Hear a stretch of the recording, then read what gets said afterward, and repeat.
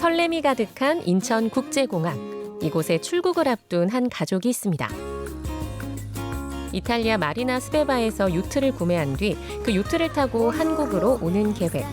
이탈리아에서 출발해 이집트를 거쳐 스리랑카와 대만을 지나 한국으로 돌아오는 18,000km가 넘는 기나긴 여정입니다. 무려 지구 반바퀴를 항해해 돌아온 김명기 선장의 이야기를 들어볼까요?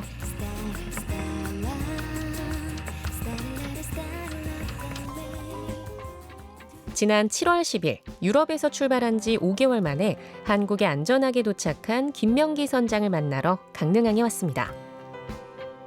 강릉항에서 요트 세일링 체험 사업을 하고 있는 김명기라고 합니다. 반갑습니다. 이탈리아 스베바 마리나에서 강릉항까지 약 18,000km, 정확히는 세계를 반바퀴를 도는 거죠. 예. 김명기 선장과 18,000km를 쉼없이 달려온 요트는 어떤 요트일까요?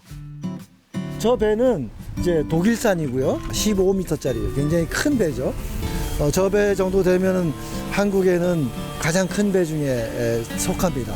강릉에 저는 자존심이 되는 프래그십이라 그러죠. 프래그십이 하나 생긴 거죠. 예. 그러고 보면 구입한 요트를 직접 몰고 오는 사람은 본 적이 없는 것 같은데요. 김명기 선장은 왜 배를 구입한 뒤 길고 긴 길을 요트를 몰고 오는 선택을 한 걸까요? 대부분 다 배를 사서 올 때는 그 배를 이제 분해를 합니다. 그 상태에서 선대를 만들어서 작은 배들은 컨테이너에 넣어버리고 큰 배들은 선대를 만들어서 이렇게 실어서 온 다음에 다시 조립을 합니다. 그 비용이 제 배 같은 경우에는 약 6천만 원이 들어가더라고요. 처음 계산으로 제가 한 4개월을 계산했거든요. 그럼 4개월 계산하면 내가 한 달에 4개월 만에 6천만 원을 벌 수 있을까? 차라리 그걸 가지고 온 가족이 세계 일주를 해버리자 하게서 생각을 바꾼 거죠. 약간의 착각이 있었던 거죠. 거기에. 한국에서는 흔하지 않지만 외국에서는 가족들끼리 요트 여행을 떠나는 게 마치 소풍을 가는 것처럼 자연스러운데요. 그래서 김명기 선장은 이번 여정에 가족과 함께하기로 마음먹었습니다. 가족을 설득해 도착한 낯선 타국. 이탈리아에서 출발해 이집트로 갈 때까지만 해도 항해는 순조로웠습니다. 저는 7월 전에 와서 여름에도 좀 사업도 해야 되고 하니까. 그런데 보니까 바람이 너무 강하게 불고 파도가 너무 세서 이거는 가족과 하기에는 너무 위험한 상황이다. 이거 비 떨어지는 것 같은데? 여러분, 여기 아프리카 지부티 맞습니다. 갑자기 폭우가 쏟아지고 있습니다. 어휴. 항해를 지속할수록 이어지는 고난에 김명기 선장은 결단을 내려야 했습니다. 또 위에는 예멘, 밑에는 소말리아.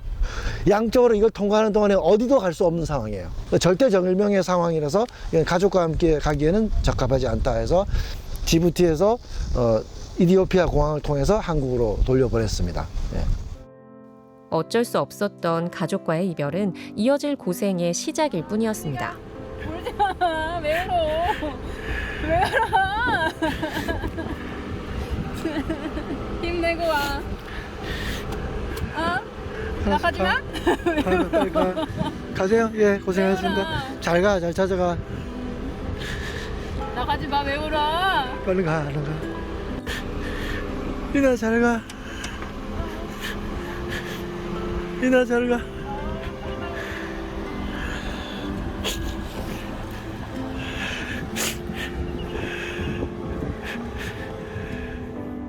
그 얘기하면 아프리카잖아요. 아는 사람 하나도 없어요.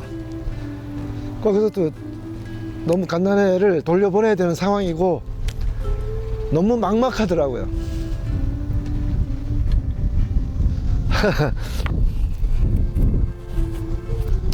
그래서 뭐 제가 이제 뭐 60 먹은 사람 남자인데 그냥 눈물이 저절로 막 나오더라고요. 지금도 그 생각하면 너무 가슴 아파요. 바다 위에 있어야 할 배가 있는 곳은 다름 아닌 육지. 항해 도중 방향을 조정하는 방향타가 반으로 갈라지는 사고가 났기 때문인데요. 대만의 이제 제일 아래쪽에 호비우라는 데가 있습니다. 근데 그 앞에는 엄청난 파도가 어떤 방향 없이 막 가는 굉장히 위험한 지역이 있어요. 거기를 통과해서 동중국해를 통과하는데 갑자기 뒤에서 뻑 소리가 나는 거예요. 큰 파도를 2번 맞은 다음에 뻑 소리가 나서 돌아보니까 반쪽이 떨어져 나가고 반쪽은 남아 있는 거예요. 그래서 그 반쪽으로 한국까지 간신히 왔습니다. 배를 수리하고 있는 분도 서울에서 온 선장님입니다.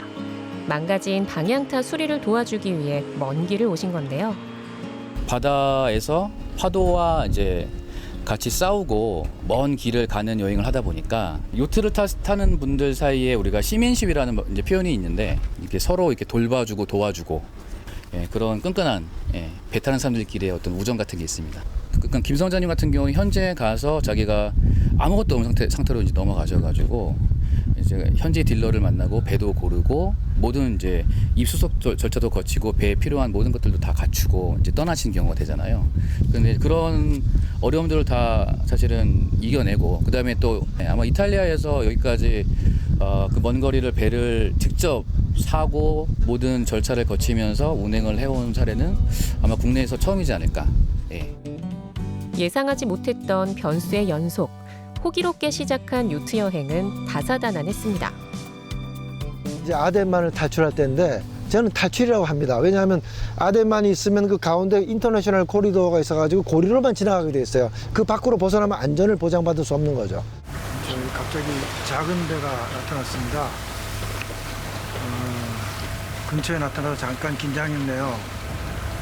지금 이제 청해 부대에다가 전화를 하고 멀어져 가는 것 같습니다. 다행입니다. 야, 이게 해적이 있다 그러니까 긴장됩니다. 그래서 불을 다 끄고 밤에 소말리아에서 누가 나를 보고 이제 해적이 나오면 안 되니까 불을 끄고 보사소라는 데까지 4일간 파도에 시달리면서 온 거죠. 그다음에 이제 또 한 가지는 한국에 다 와서 대한해협 이쪽이 변풍대라고 해서 일기예보가 맞지 않는 곳이에요. 그래가지고 울산 아파트까지 와서 결국에는 회항했어요. 하나 제가 배운 것은 이쪽 바다를 항해하시는 우리나라 세일러들이라면 세계 일주는 얼마든지 할 수 있다 하는 이제 생각이 들었습니다. 요트를 타고 항해할수록 이어지는 고생길에 마음이 고단하고 지칠 때면 바다는 보상처럼 귀한 것을 내어주곤 했습니다. 나쁜 일이 있은다면 바로 또 좋은 일이 생기는 거예요. 그게 인생의 항해라 그러는데 그런 것 같습니다. 제가 수에즈 가운데 이스마일리아라는 곳에 도착했을 때 사람들이 막 뛰어나가 막 배를 잡아주는 거예요. 그때 이제 처음으로 국제적인 세일러들을 많이 만나게 된 거죠. 그러니까 너무 반갑잖아요. 저녁 때 이제 거기 가서 서로 인사를 하는데 5개국, 6개국 선장들이 와 있는 거예요. 엔진을 좀 보고 싶다는 거예요. 보여줬어요. 그랬더니 갑자기 자기네 장비를 다 들고 와서 그 사람들이 막 엔진을 면봉으로 닦아가면서 검사를 해주는 거예요. 얼마나 고마운 일이에요, 그죠? 그러면서 저는 더 미안하니까 같이 식사를 해서 식사 대접을 하고 지금까지도 연락을 하고 있어요. 김명기 선장이 요트 구입이 흔치 않은 이탈리아에서 배를 구입한 데에는 특별한 이유가 있습니다. 크로아티아에서 우리나라 사람들이 배를 많이 삽니다. 근데 배가 많이 팔리다 보니까 사업적으로 좀 우리한테 불편하게 하는 점이 있었어요. 그래서 제가 이탈리아하고 그리스하고 또 터키 여러 나라를 다 조사해 봤어요. 이런 과정에 이런 고생을 나만 하면 되지 않을까? 내가 이런 배를 사는 과정을 그대로 다 인터넷에 올려버리면 누구든지 그걸 보고 배를 살 수 있게끔 하려고. 그래서 실제로 제가 한 그 코스대로 오고 있는 분이 계세요, 지금. 쉬운 길이 있음에도 돌아간 어려운 길. 그는 이 길을 또 도전하고 싶은 마음이 있을까요? 당연히 가죠. 당연히 가는데 만약 가게 되면 이번에는 이제 태평양을 건넌 쪽으로 해서 제가 이제 기록했던 내용들을 다시 한번 하고 싶어요. 그리고 가족이 가는 거는 한 번 더 생각해 볼게요. 노후는 요트에서 보내고 싶다는 꿈을 가진 김명기 선장. 평생 요트와 함께하고 싶은 그가 꿈꾸는 항해에 순풍이 불길 기원합니다.